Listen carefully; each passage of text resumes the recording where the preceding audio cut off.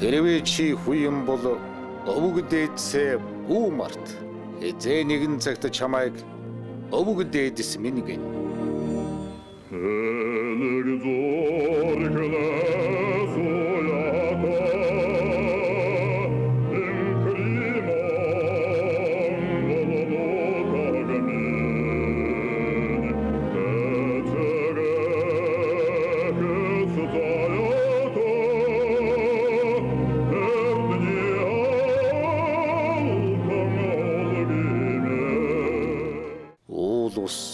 Говь талын орон овснудаг үзэмж төгс өнгө бүрдмэлээ. Тэнгэр баганд сан цасан өргөлөд та тэнгис ногдсан цэхэр нород та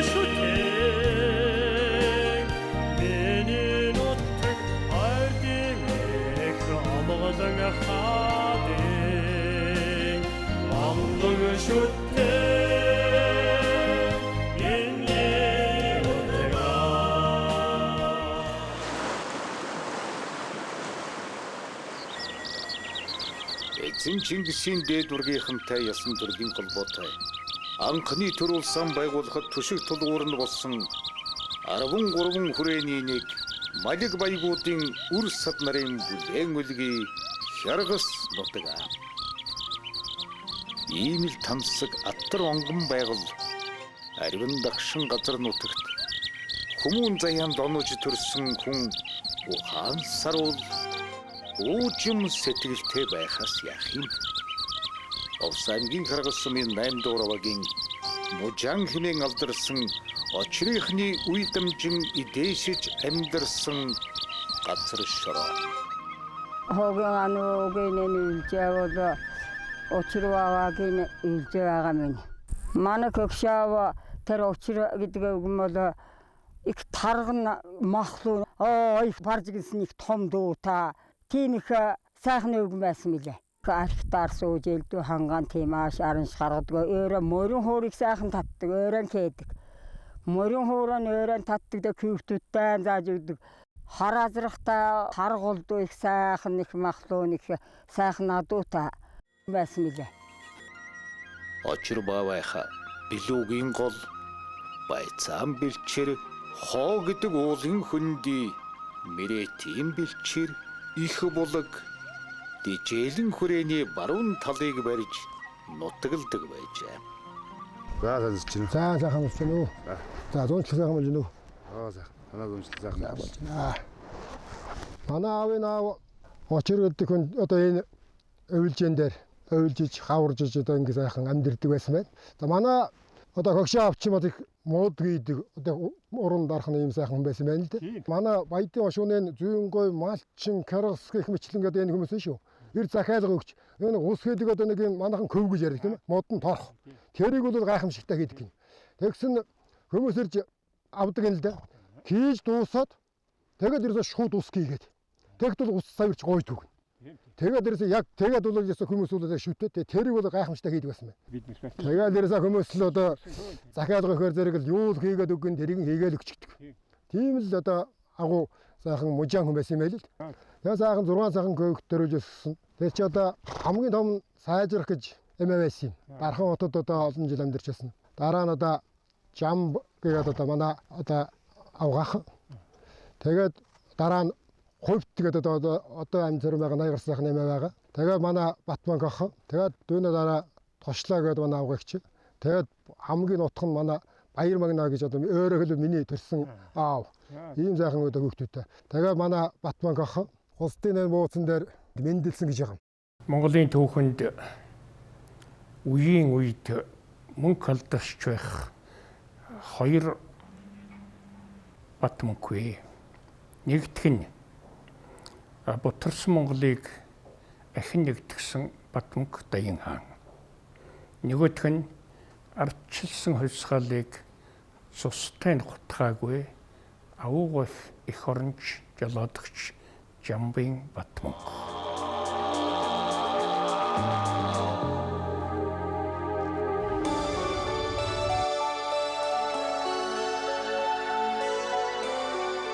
Арван баядын нутагт Улаанбаатар жилийн өрн хавар айлчлаа.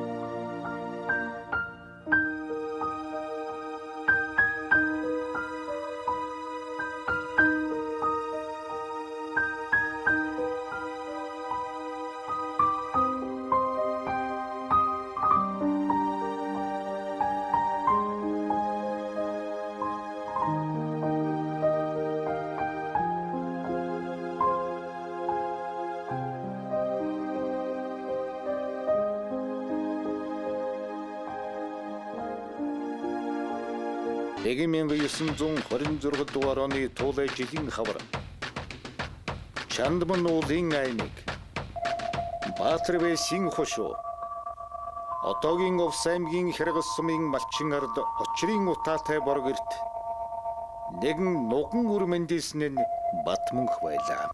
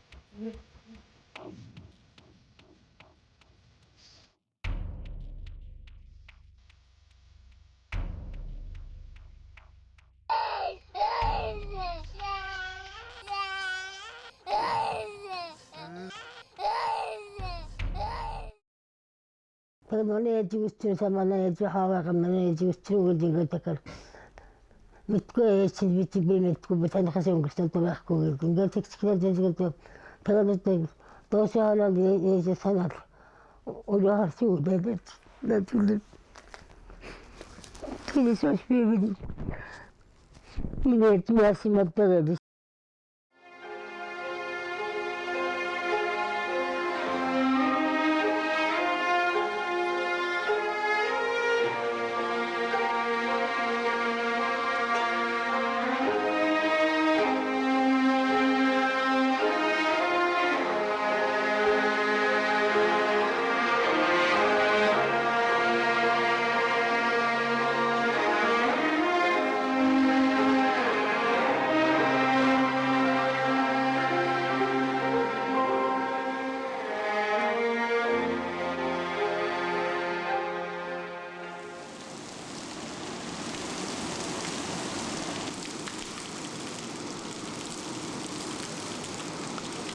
Он цаг үлрэн сар. Ургамал ногоо 3 дэлгэрч 3 гандлаа. Батман хүү тоглон наадаж торинын өс сөөрөл.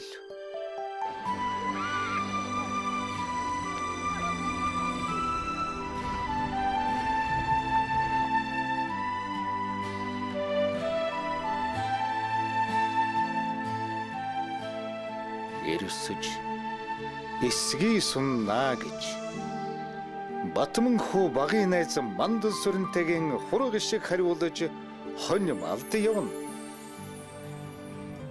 Батман бид хоёр ах дүүсийн хүүхдүүд л дээ. Биднийг баг байхад намайг Мандагай, Батманхийг Бандагай гэдэг байлаа. Бид хоёр чинь 1939 дугаар онд баг сургуульд орсон. Сүрэн захирал бид хоёроос шалгалт аваад 7 хоногийн дараа 1-р ангийг алгасуулж шууд 2-р ангид оруулсан. Улган багш нэг удаа бид хоёрыг сурлах сайтай хүүхдүүд гэхдээ намайг жирийн чулуун суурьтай, Батманхийг борчин чулуун суурьтай гэж хэлсэн нь үе бодогдод юм да гэж эдийн засгийн ухааны дид эрдэмтэн Дэмбэрлийн Мандал сүрэн дурсан бичжээ.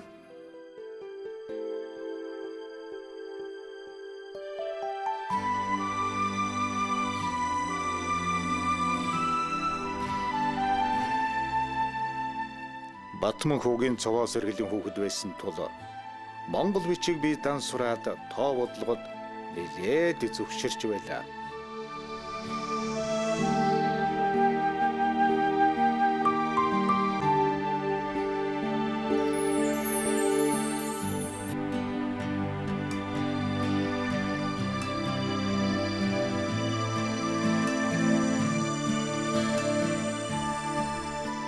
Өвөө утга уртслаа л байх юм.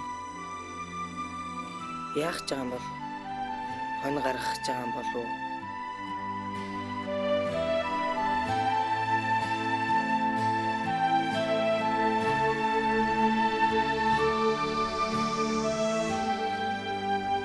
Хүмүнаа.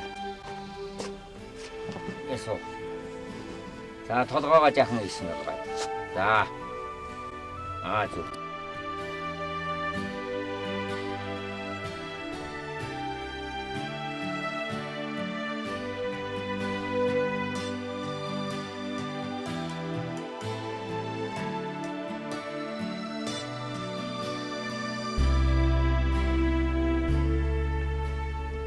Замын хүнаа шаардаа. Хөрөн болсон байж шээ. Миний хүү хол явна. Хол явна.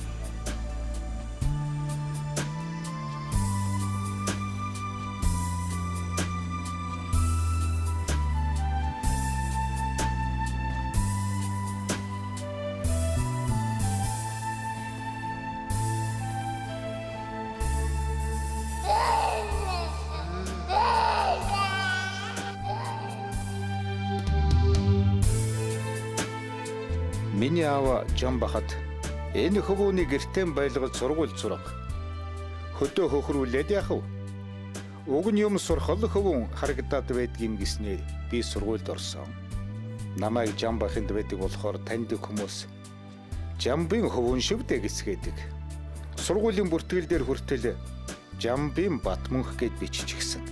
Тэгээд л би Жамб гэдэг овогтой болчихсон юм л да гэж Жамбын Батманх дурсан бичжээ. Батманх 1942 дугаар онд Хяргас сумын баг сургууль, 1945 дугаар онд Увс аймгийн Улаангомын дунд сургуулийн 7 дугаар ангийг төгсөөд Монгол улсын их сургуулийн бэлтгэл ангид суралцжээ. Миний аав Чамбаа огт сэрэн Увс аймгийн Хяргас сумын баг сургууль сурж байхдаа Батманх дарахтаа хамт суралцж ингэж байсан. Сургуульд хамт сурч байхдаа Батманхыг мэднэ л дээ. Их дуу цойтой, дөлгөөн, хүүхдүүдтэй хамаагүй шуугаад тоглоод наргаад өсчээ тарайгаад байдгүй тийм хөнгөт байж. Ер нь их даруй хөнгөт биш юм дөө. 1940 5 оны үед л Батмунх дарга Овс аймгаас бий болгон аймгаас Монгол улсын их сургуулийн бэлтгэл ангид хурж ирж хамт суралцж байсан хөө.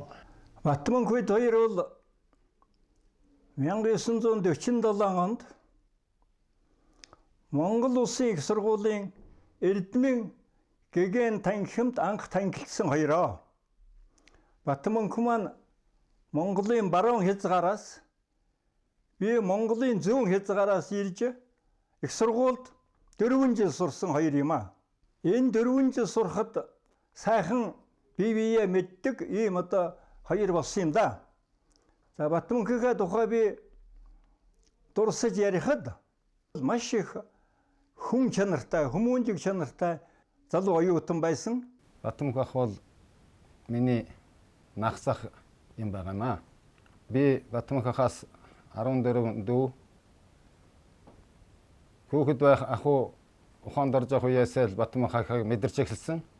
Тэр үед сургууль сурсан их боловсралтай, гоё хувцастай, их намхан дэлгэн ааштай, мал хар ажил төрөлд их тухлуун, ялангуяа аав нь мужаан хийдэг манай харуу аваа гэдэг өвгөн байсан.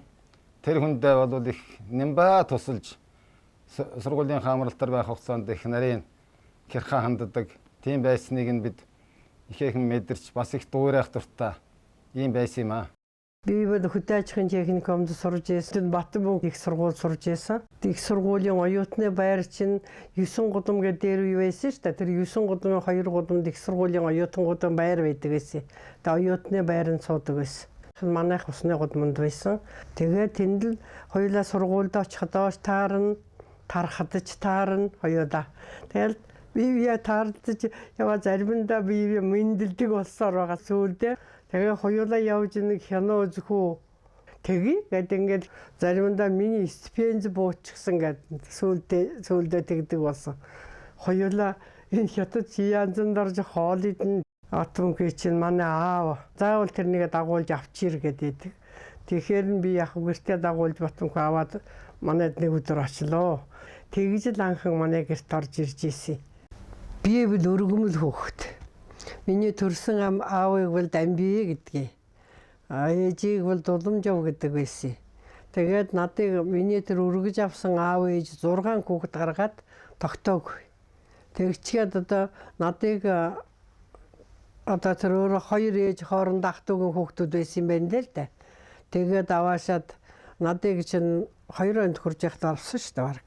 Надаас чинь хойш удаагүй 3 дүү хүү гарсан. Самдан гэд тэрүүний бас гуйс. Ижилдэн авъя хоёулангийн. Хоёулаа ах トゥ хоёр.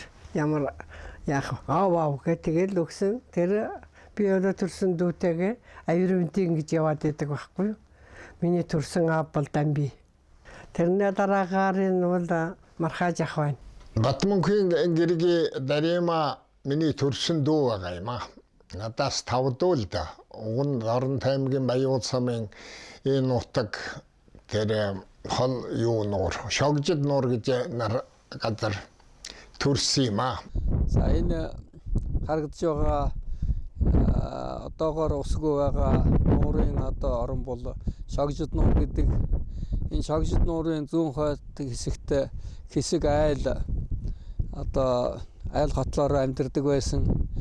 Түүний одоо нэг хэсэг айлынх нь одоо аюурмэд байх одоо тэр Сохор Дамбиг байх байсан юм билээ. Аюурмэд Дарима бай одоо төрсөн нутаг. За би бол одоо Дамбиг хүү гэж явдаг юм аа. Манай хавл долуулаа. Хамгийн түрүү томон хамаана Батанжав гэж байсан. Тэрний дараагийн хамаана одоо Мядаг гэж байгаа. Тэрний дараагаар Даштандаг гэж байсан. За тэрний дараагаар би байна. Би бол яг хэвдээ санхүүгинтэй сургууль төгсөө дараад нь хойно эрхүүгийн санхүүгийн сургууль төгсөө дараад нь дипломат албанд орж ил одоо ухнасаараа явсан да. Энэний дараагийн дүү маань одоо Ханд гэж байгаа. Тэрний дараагийн энэ дүү маань одоо Дарима юм байгаа. Би хөдөө аж ахуйн техникум төгсөөд тэр үед бол Дорн таймгийн ойроолцоо хөдөлмөр нэгдэл гэж байсан. Их хэмшийн оронтоо дээр хөдөлмөр нэгдлийн эмчээр тавьчихсан. Дарима вечер анх ядо мэдээ орхоол танилцсан хэвдэ. Тэгэл хоёулаа наата харл хоны хариулдаг болохоо хоня хариулаад. Анх хоёулаа олсох юм болохоо тэр минь намайг ирхнэгдүүлээд хүлээж байгаа. Тэгэхэд нь мацэхэлцээс буухад минь барахнта хоёулаа луулцахаал виймнэ модад уйлдал тархадаас уйлдал хонон яриад тараалжита.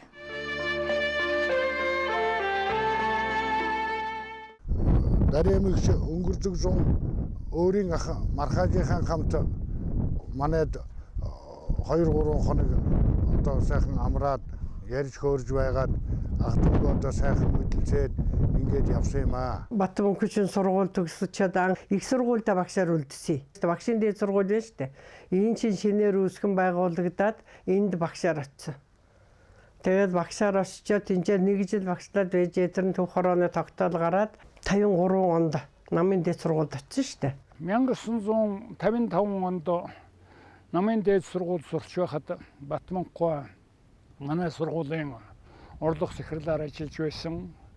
Орлого захирлаар ажиллахдаа оюутан бидний төлөө онцгой сайхан анхаардаг багш ажилчдыг мундаг сайн зохион байгуулдаг ийм багш байсан. Тэгээд намын дээд сургууль дээр манай ах их байдаг учраас манай аав ээж тийшээ нүгөөд очсон. Сүүлд нь Батмунхш очсон бүгдээрээ л бид нар одоо нэг дор бужигналтж л орж гарч ингэж байдаг бас тэгж яагаад сүүлээр нь одоо н богдын сэрүүн орд гээд одоо ч байдаг юм да тэр байшин. Тэр байшинд нэг өрөө баяр өглөө Батмунхад. Тэгэл бид хоёр тэнд ч айл болж гарсан шүү дээ. Баяранд ороход юунд багшийн дээд сургуульд байхад нэг сагаан толгойтой нэг хөхөө ор өгсөн байлээ. Зарсан. Тэрний навсан нэг хөх толгойтой ганц хөхөө ортой хоёулаа нэг шумдаантай тийм л айл анхан тэр баяранд орж исэн. Тэнд 4 сар болж байгаа анхны минь хөөхөд энд ицсэн юм да дутуу гарцсан. Тэгэл нэгдүгээр төрөхөд ирээ цэвэрлэгээ хийлгэн гээл тэгээд байхгүй дахиад хөөхд гараагүй надаас. Тэгээд одоо Батмунхын гişin хөөхтийн увсаас аваад ирэхээр тэргээр нь Нима гэд өөрийнхөө нэр дээр оруулаад авцсан. Дараагаар нь тэр гişin маань дахиад бас жирэмсэн болоод хөрөөд ирсэн. Бидэн дээр гарсан тэр хүүхдийн бүр өргөж аваад одоо хүртэл явж байгаа та. Тэгээ хөдөөжхөн дээд сургуульд ороод би 3 дугаар курсд явж итэл өвгөн аспирантурт явах болдог.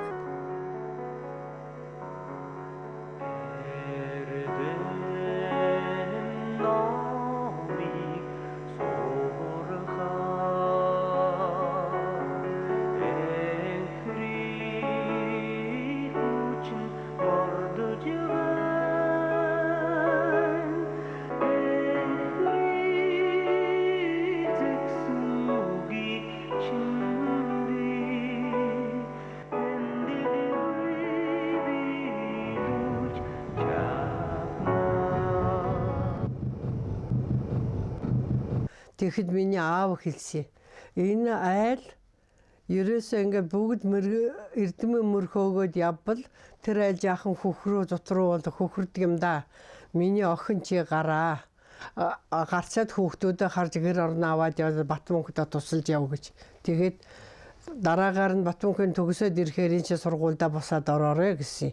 Тэгээд би нэг сургуулиа 3 дугаар 4 дугаар курсд орох гэж байдаг жилээ сургуулиар орчиход намын дээд сургуулийн номын санд ноч ажилласан. Дараагаар нь өөрийнхөө төрсөн гişээс Наранбат гээд тэр хүүгээ авсан. Батмунхийг 3 өргөмөл хүүтэй болж эмтэрсэн элгэн битүүрч энэлсэн сэтгэл шархалсан зүрхэнд нь хөлдсөн мэс хайлжээ.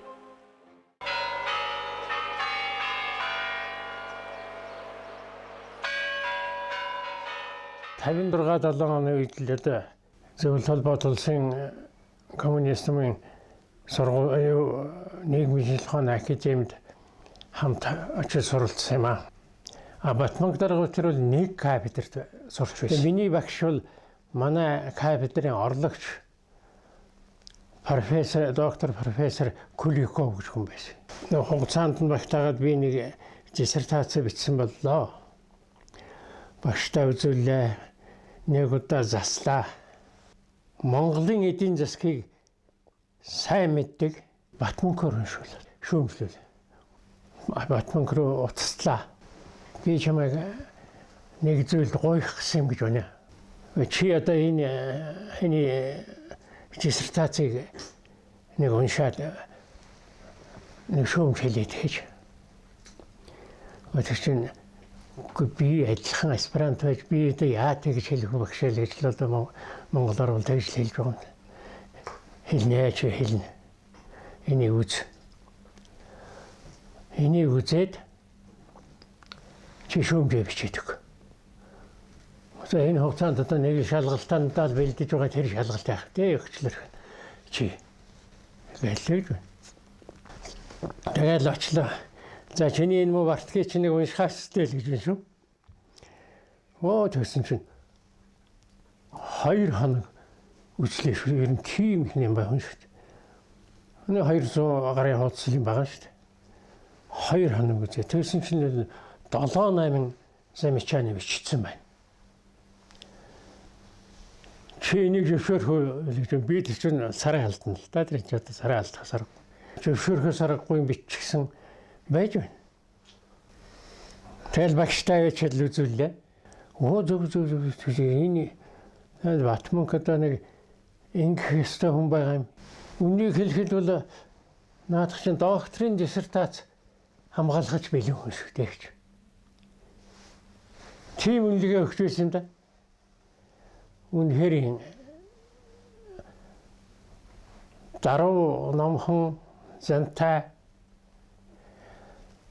хатуу сайхан зарчимтай нөхөрсөг сайхан тийм хүн байлаа. Намын дээд сургуульд байж яхаа чинь эдийн засгийн дээд сургууль үүсгэн байгуулагдсан шүү дээ. Одоо тэрний чинь манай өвгөн санаашилсан.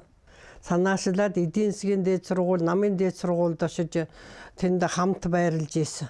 Техникийн сургууль гэж байна шүү дээ.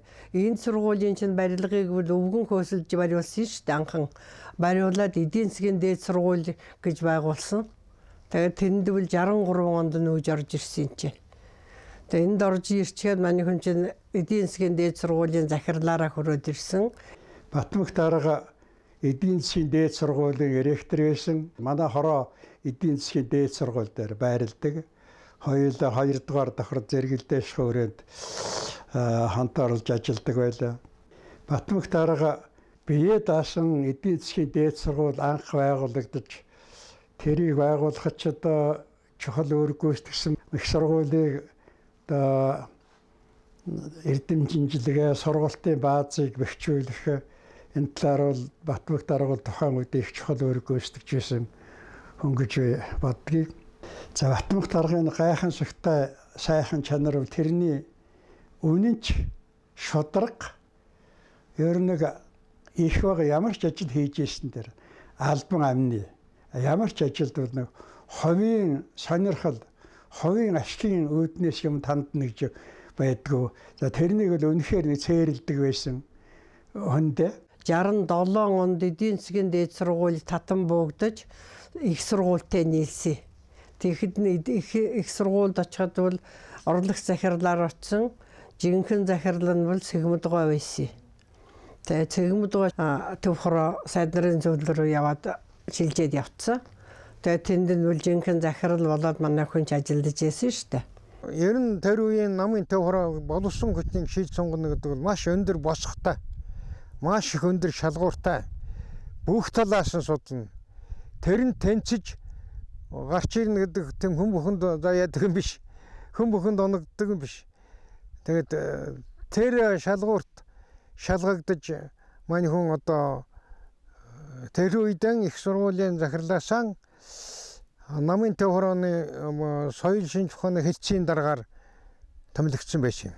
Тэгээд тэр 2 сарын хугацаанд сайдны зөвлөлийн орлогч дарга гэсэн албан тушаал өгөөд тавьчихгүй юу. Тэгээ би одоо шинэ томилогдсон орлогч даргатайгаа уулзах ийм ажлаар ороод танд одоо баяр хүргэе. За энэ өндөр албан тушаал томилгсон чи баяр хөөргийг хийсэн чинь хуц гэж яахгүй өдөөс. Гандаг мэддэг одоо тийм дотн хүнээ баяр хөөрөд хуц гэдэг чинь өөрөө их өндөр хариуцлагатай ажил ногч чана гэдэг нь ойлгосон. Хоёрдугаар тэр хүн энэ өндөр албыг биелүүлж чадах уу гэж одоо өөртөө бас их сэтгэл зовж байсан байхгүй юу. 1974 он Тэдэн бол ерөнхий сайд болгох хүн ирж байлаа. Жалангай зөвийг одоо тавьчихмаар байна гэд надад зөвлөж байсан. Тэг өөрөө зөвшөөрсөнгүй гэж надад ярьж байсан. Тэгт би нах ямнаа сайд байсан.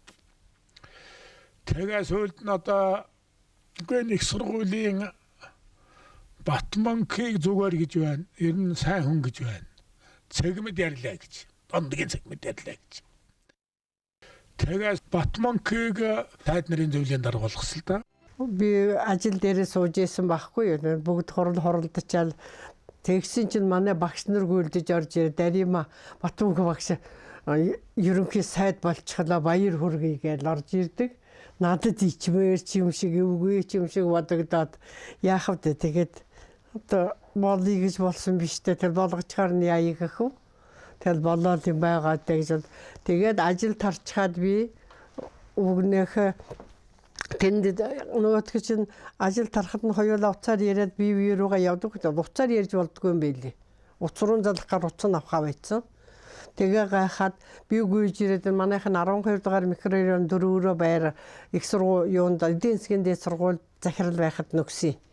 Тэгээ тэр байранда бид нар байдаг байсан. Би тэгээд гүйгээд энд хөрөөд өрөөнд орж ирээд өвөн рүүгээ ярихаар утас авахгүй. Хаалга зохиор нь хэм бэгээд очсон.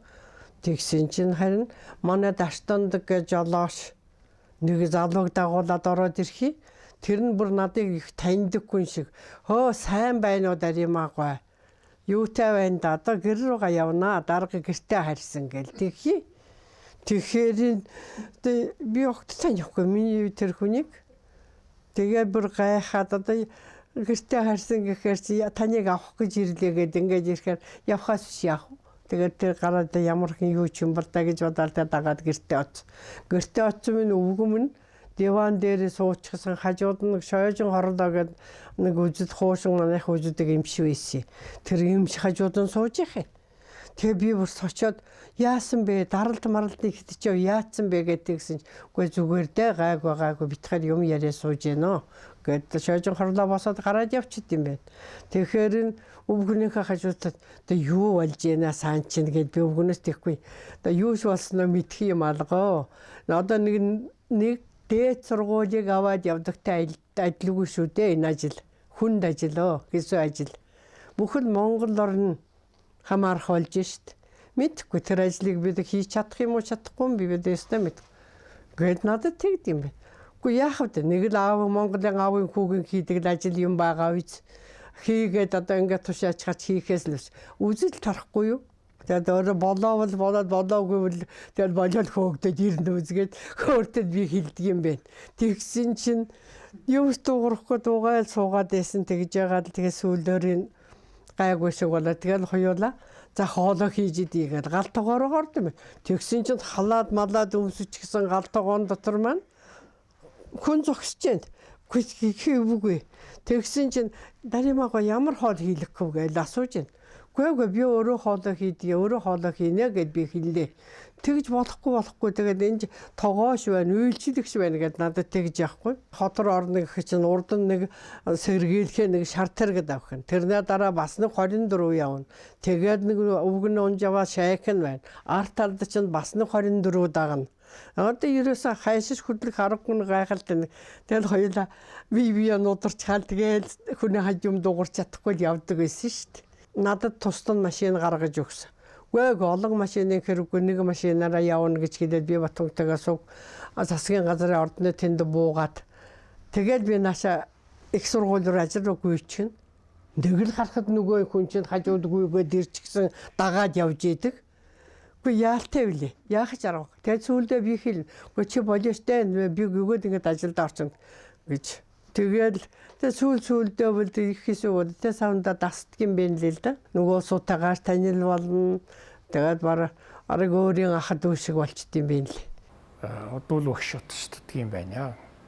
Тэгсэн галсангуй маргааш танд нацаг дөржийн нэрмжт шагнал гардуулан шүү. Энэ бол засгийн газрын нэрмж шагнал учраас их л том хүн гардуулна да гэдгийм байна. Мөнхгүй нацаг дөржийн нэрмжт шагналыг гардуулах таан тийм хүйтэн ёсорхлоор биш хүнлэг халуун сэтгэлээр хандаж галсан энэ жирмийн сүлжээ их чухал шүү.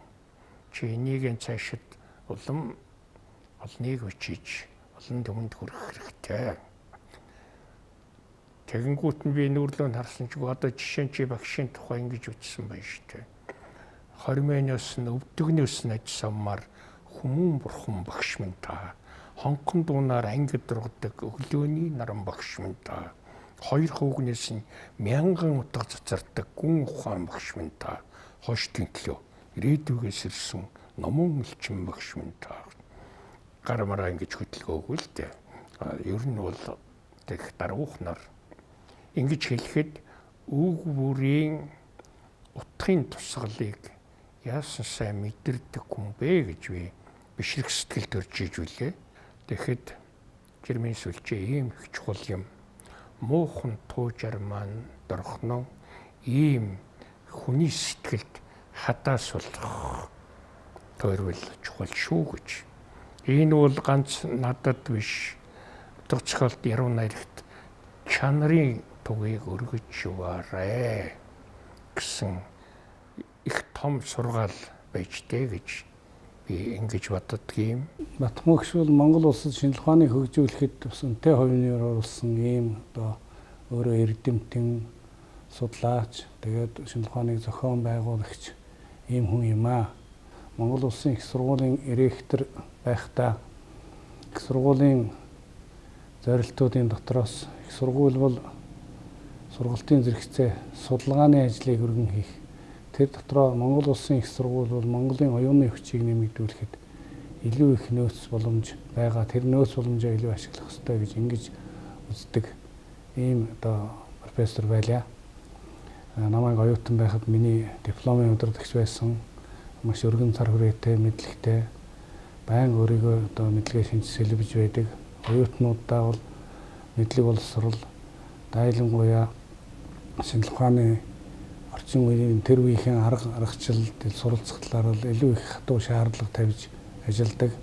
Тэр шаардлагаа бол их сургууль хүмүүжүүлэх ухааны үүднээс ойлгуулж бидний одоо бүр ой тоонд орж ингэж одоо өөрийнхөө шавь нарыг чөмгөө дундартал сууж оюун ухаанаа шилээж байж сая одоо судалгааны ажил бүтдэг гэдгийг бол ойлгуулдаг ийм одоо гавьяатай багш байсан. За засгийн газрыг тэргүүлж байхдаа, сайд нарын зөвлөлийн дарга байхдаа 1980-ад оны үед шинжлэх ухааны академитэй улам ойр дотн илүү одоо нэгт хамтарч ажилласныг түүх гэрчилдэг.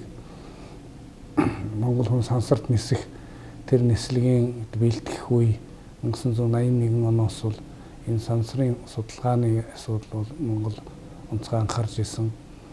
Дэлхийд одоо задгай сансарт одоо өөрийнхөө техникийг дурссан 5 дахь орн болж Монголын одоо эрдэмтэд нэрээ бичүүлсэн 30 гаруй одоо туршилтын судалгаа хийсэн. Энэ судалгааг хэрэгжүүлэхэд бол одоо сайд нарын зөвлөлийн даргын хувьд онцгой анхаарч хөрөнгө мөнгөнийх нь асуудлыг шийдвэрлэж байсан.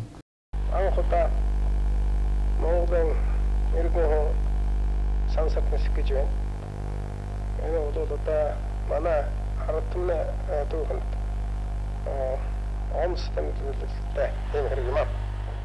Нөхөр зэтэн бол нийслэлийн бүх техникийг бүрэн эзэмшиж багш нарын заасан зүйлийг сайн сурах явдал амжилттай нисхийн үндэс юмгээд намар дутмынхын даалгаврыг бүрэн биелүүлэхийг хүслээ. 81 оны 3 сарын 22-ны өдөр сансрын нийслэгийн гараа болсон. Энэ үлдэх ёслолд өндөр хэмжээний төлөөлөгчид бүгдээрээ оролцсон. Монгол улсын төр засгаас өгч байгаа энэ өндөр хүндтэй даалгаврыг биелүүлэхэд бид бэлэн боллоо гэдгийг хэлээд илтгээд ингээд одоо Батмөнх даргаараа өдүүлээд сансрын гараанд гарсан юм аа. Батмөнх дарга бидэнд хэлэхдээ за даа нөхөд сайн яваад төлөвлөсөн хөтөлбөр програм амжилттай биелүүлээд ихтэл хийдэн эргэж уугаарай. Та нарыг бид Монголын ард түмэн сэтгэл хөдлөлөөр хүлээж байгаа шүү гэж ингэж хэлсэн юм аа. 1981 оны 3 дугаар сарын 22-нд аз Мансамэ дэлхий дэхэнд мэдээлж байна. Зөвлөлт холбоот улсад өнөөдөр Москвагийн цагаар 17 цаг 59 минутад сансрын Союз 39 хөлгийг хөргөлөө. Хөлгийн дараа зөвлөлт холбоот улсын баатар Зөвлөлт социалист бүгд наримдах холбоот улсын сансрын нисгч Владимир Жанибеков наримдах Монгол ард улсын иргэн жөгдөр дэмдийн бүрэрэг чанарын бүрэлдүүнтэй олон улсын баг хөлгийг жолоодож байна. Зөвлөлт Монголын эрдэмтдийн хамтран зохион бүтээж манай улсын шинжлэх ухааны академийн физик техникийн хүрээлэнд үйлдвэрлэсэн ВПА-1 багжийг салют сургууль станцын сонхонд байрлууллаа. Энэ багжаар нарны гэрэл дэлхийн гадаргуугаас агаар мандал сарних физик үзэгдлийг судалсан юм. Салют станцанд алтай 1, алтай 2 нэртэй туршилтуудыг явуулсан юм. Амьдралыг сайжруулах ч гэсэн, соёлыг хөгжүүлэх ч гэсэн бүх зүйл юунаас хамаартай гэвэл манай эдийн засгийн хүчин чадлаас хамаарна. Эдийн засаг одоо бат бэх байж. Тэрний үндэс суурь нь одоо бэгжиж хөгжиж байвал та бидний аж амьдрал сайжрах болно. Манай хойч үеийнхэн биднээс одоо сайн нөхцөлийг одоо залгамжилж авах ёстой. Тийм учраас өнөөдөр хүн ам сайн хооллох хэрэгтэй. Сайн хооллож унах хэрэгтэй. Говтос сонир саатай байх хэрэгтэй. Орон сууц сайтай байх хэрэгтэй байна. Энэ бүхэн юунаас үндэслэгүүл хөдөлмөрлөөр л одоо үүсдэг. Тийм учраас бид нар эцэг одоо бидний сайхан амьдрах гэсэн одоо тэр зорилго юунаас шалтгаалтай гэвэл та биднээс өөрснөөс бид нар юу хийж бүтээж чаднах тэр хэмжээгээр л бид амьдрах ёстой гэдгийг одоо манай хөдөлмөрчид юу асаанд хүлээн гэж одоо хэлмээр байна. За асууж ярих юм байна уу та бүхэн? Энэ мал мааны хэр үсэж байна уу гэж асуу. Хүнсний програмд ямар зорилт тавьсан бэ гэвэл нэг хүн ногдсон махны хэмжээг цааш нь бууруулах явдлыг зогсоох юм зорилтыг тавьсан. 60 оны хүртэл манай улсын мал тооллого 9 дугаар сарын 1-нд болдог байсан. Тэр үед бол одоо товар төрөөс үсэх юм бол 1941 онд л нэг 26 сая хүрсэн байна. Бусд нь бол өнөөдрийг шиг л нэг л 22 сая, 23 сая орчим заримдаа 20 сая хүрч одоо 47 онд их зүрдийн дараагаар 19 сая хүртэл буурч ирсэн ийм ч удаа бий. Гэтэл өнөөдөр бид нар мал тооллыг одоо намар эдишний хэрэгцээг одоо хангасны дараагаар 12 дугаар сар тоолж байгаа шүү дээ. Тэр үе тоолоход өнөөдөр одоо өнгөрсөн жил 23.1 сая мал байлаа. Ойлгож байна уу? Тийм. Энэ жилийн хувьд баг шиг төлөв авсан нэг 8.5 сая төлөв авсан жилд бол за 31 сая орчим мал одоо жилдээ тоологдоод байгаа. Бид тэр тоонд хуурдаж болохгүй чанар сайжруулах хэрэгтэй. Сонсож байна уу? Ваад ийм байна. Батмунх дарагтай 16 жилийн турш хоногийн ихэнхийг тэр хүний дэргэд өнгөрүүлж байсан. Дараа сайн ч хүн байсан, сайхан ч хүн байсан. Тэр үед чинь жил бүр аймагуудын донд сашиг суралдааны дүн гаргадаг байлаа. Тэгээд тэр жилд нь өмнө аймаг төрүүлээд тэгээд шагнал гардуулахаар сая тэр зөвлөлийн дараа очиж байгаа юм. Омгон сумын шиг санагдах юм. Нутгаар явж байгаад нэг айлаар орлоо.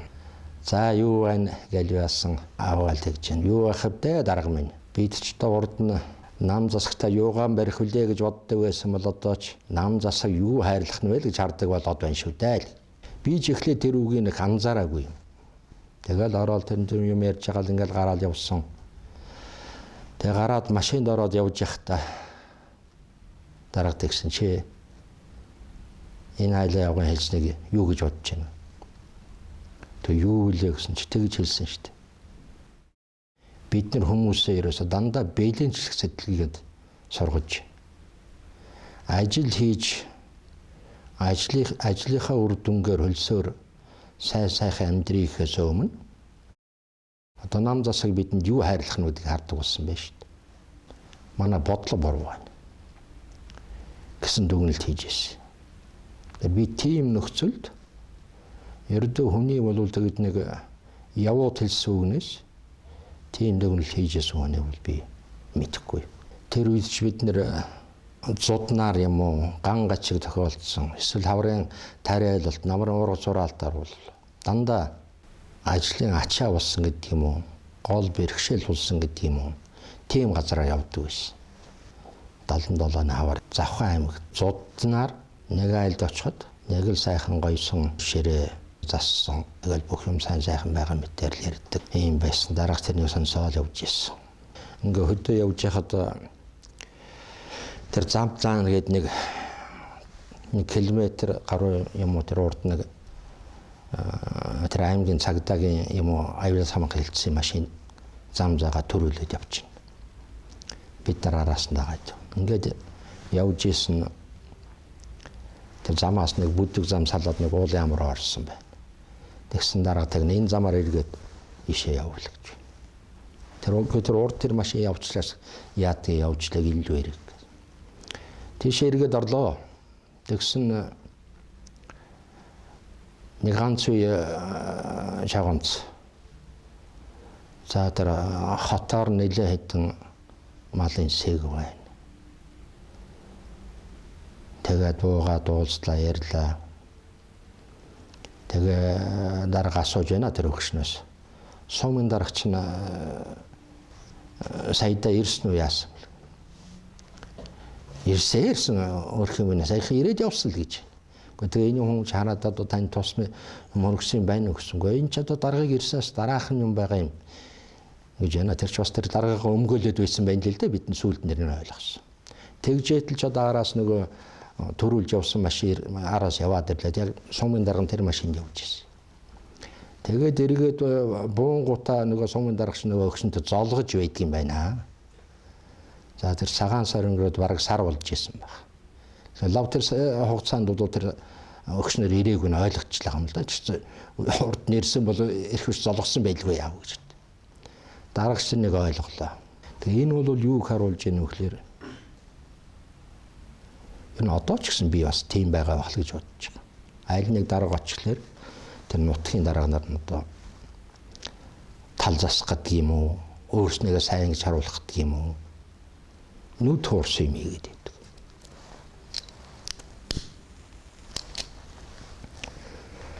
Юм шашвал тэгж айл нэг дарга ч байдаг юм, ерөнхийлөгч нь ч байдаг юм, ерөнхий сайд нь ч байдаг юм. Хөдөө орон нутгаар яваад үзсэн харснаа бодит байдал гэж ойлгож байгаа бол тэрний шиг том алдаа байхгүй хаа. Дарагч тэрнийг бол өстө нүдээр үзэж би яриад туулсан. Төв хорооны хэлцэн юм аль нэг яам юм ингээд төслийн анхны төслийг хийгээд байна. Би тэрний нүд өөрхийн хэмжээнд засаад даргад өгөн. Бит хоёрын хооронд бол одоо тэгж 400 гуудаа хэрэгэлдэг. Аль нэгэн хэл дээр бичсэн юмыг нөгөө хэл рүү орчуулахлаар тэр анхдагч материалын өөсөв бол их сайн гардаг. Одоо илүү үг байдаг юм, утга гажмөр байдаг юм, хоёр дуулгахдагтай байдаг юм. Тэрний шингээ орчуулахлаар тэр нь бол их сайн мэдрэгддэг, ойлгодог. Тэгээ тэрний засдаг. Тэгээ Орос Монголоор ингээ хослуулаад бас 3-4 дахин удаа эргэлдүүлдэг. Тэгжээд нэг юм боллоо гэж үздэг байхгүй. Тэгээ тэр бол одоо даргын өөрийнх нь тэр юмд их ням бай. Нэг юм бол ерөөсө төгсний утгаар ойлгуулахыг ирмэлдсэн. Тийм л шин чанар л да. Нэг талдаа бол багш юм байж болох юм. Би бол одохдоо бол тэр хүний өөрийнх нь ням бай шин чанар юм гэж ойлгодог байсан. Монголтаа худалдаа эдийн засгийн зөвлөхөөр одоо би томилогдож ажилласан л да. Тэгэхэд маань одоо бид нэр тэнд байж яхад Батмунхи маань одоо зашилж очлоо. Тэгээд онгорууд бол их хүндэтэй хүлээж авсан л да. Тэгээ Батмунхи маань хэлэхдээ тэр үед над хэлж ийсэн энэ онгорууд нь хүлээж хойно энэ талаар хүнснээ үйлдвэрийн талаар ер нь илнэт хөгжсөн орн байна. Энэ талаар бас харж өдөөрэй гэж хэлж ийсэн. Тэгээд би тэр үндсэн дээр нь бас онгорын Тэр үе чинь манайха чинь хүнсний програм гэж Батмунхан манайда гаргалаа шүү дээ. Тэр энүүнд тус болохын энэ тулд би бас тэгээд Унгараас хөдөөж хойн энэ талаар нэмдүүд авахыг бас хишээсэлдэ. Унгар туулна гэд лимузин гэж сайн өхөрвөл дээ. Тэр өхөр нь бол Францын гаралтай. Тэгээ унгарууд чинь манайхаа нүүж очихдоо хөлж очсон дэлгэн өхөртэй хөхрөө одоо хүртэл тэр хартаваад үржүүлж ядгийг. Тэгээ түүнтэйг эрли зулуулаад махна шиглээ маш сайн өхөр гаргасан л да. Дэлхий дээр ер нь хамгийн сайн өхрөл тэр гэдэг юм да. Тэгээ тэр өхрийн үрийг авч ирж бид нар энэ хөгшин бид хоёр эрдэмтэн авч ирээд энэ хөдөрт зохиомл хэлтүүл хийгээд энэ өхөр маань одоо үржөөд сайн болсон л доо. Тэгээ тэр өхөр маань ерөөсөө 12 сартай тугал гэхэд 300-аас 450 кг татаж ийсэн юм шүү дээ. Тэгээд энэ маань бас ардчлалын үеэр бас мэсэн дөртэй ховорцсон. Гэхдээ одоо үржүүлж байгаа. 1975 оныг 1989 онтой харьцуулаад Монгол улсын эдийн засаг нийгмийн суурь бааз дээр юу бүтээгдэв юм бэ гэдгийг би хэлье л дээ. За хөдөө аж ахуйд их ахицгартсан байсан да. Одоо бид 89 он гэхэд бол гадаадд 45 мянган орчим тонн мах экспортлдог. 30 мянган тонн амьдын жингийн мал экспортлж чаддаг. Бас 60 гаруй мянган толгой адуу экспорт гаргадаг байсан юм байна. Ийм хэмжээ их хэмжээний экспортыг мал аж ахуй мал махаар нь гаргаж чад цаана нь бид одоо жил болно эцэстээ 25-26 сая нэгэн чанар сайтай их малын хувийн ихтэй ийм үндсэн сүргээ бол хадгалж авч үлдэж байсан юм байна. Дотоод хэрэгцээгээ ч гэсэн мөн хангаад. За хотуудыг сүүгээр хангах асуудал их хурцаар тавигдж байсан. 75 онд бид хотуудыг тойрсон сүүний механикдсан фермүүдийг бол нэг жилдээ 10 сая литр сүү нийлүүлдэг байсан. 89 оны үед бол 42 сая литр сүү нийлүүлдэг болчихсон байсан.